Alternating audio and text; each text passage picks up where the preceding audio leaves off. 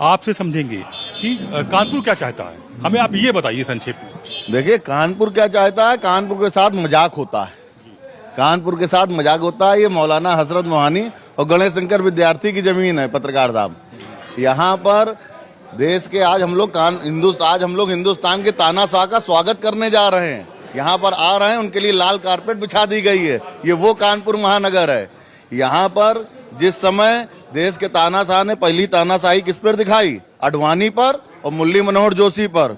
दूसरी तानाशाही किस पर दिखाई। ये तानाशाह कोई घोषित प्रक्रिया नहीं है हिंदुस्तान की। हिटलर कोई घोषित करके तानाशाह नहीं हुआ, हिटलर तानाशाह हो गया। तो मोदी जी कोई घोषित, इसकी कोई संवैधानिक प्रक्रिया नहीं है।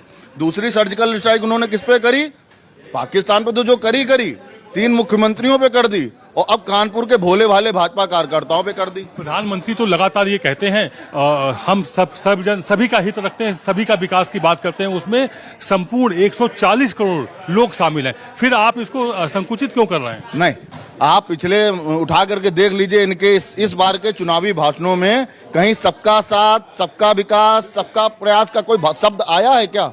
वो तो खुलेआम हिंदुस्तान के हमने अभी आपसे बोला ना, गणेश शंकर मोहानी और मौलाना हजरत मोहानी और गणेश शंकर विद्यार्थी की जमीन है। यहाँ पे हिंदू मुस्लिम भाईचारा रहा है, सब लोग साथ में रहे हैं। आज पिछले लंबे समय से, जब से भाजपा सरकार आई है, एक तरह की ये भी आता है, कोई दंगे नहीं हुए और किसी तरह का कोई सांप्रदायिक सौहार्द मेंटेन रहा है, हमेशा बना के रखा गया है।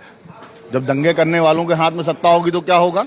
मजबूत करने की जरूरत है, जबकि एक आयोग आया था और उसके बाद छात्र राजनीति दम तोड़ गई। क्योंकि छात्र राजनीति में महामंत्री रहा हूँ कानपुर विश्वविद्यालय का। छात्र राजनीति का नाश ही किया भारतीय जनता पार्टी ने, वैसी के उसमें आया ही था। बात इसकी नहीं है, मैं किसी दल से जुड़ा हूँ, कोई मतलब नहीं है, मगर छात्र राजनीति को खत्म करने का श्रेय जो जाता है वो भारतीय जनता पार्टी को जाता है। उत्तर प्रदेश की छात्र राजनीति जो चमकती थी सब जगह पर, वो जाता था। दूसरा, मैंने अभी 1 मिनट पहले मैंने कुछ कहा था।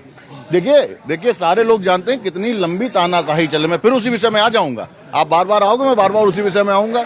सबसे लंबी तानाशाही आज तक देश की आजादी के बाद कभी ऐसा हुआ है कि 11 दिन बाद वोट पर। इंदिरा की इमरजेंसी से बड़ी तानाशाही है क्या? इंदिरा जी ने वोटों में घालमेल नहीं किया, जनता के साथ वोटों में। यहाँ पे 11 दिन बाद चुनाव आयोग बताता है कि 6% वोट और बढ़ गए रातों रात। अब ये ईवीएम का खेल होगा या किसका खेल होगा? जो ओवर कॉन्फिडेंट की बात है वो यहीं पे आके खत्म हो जाती है।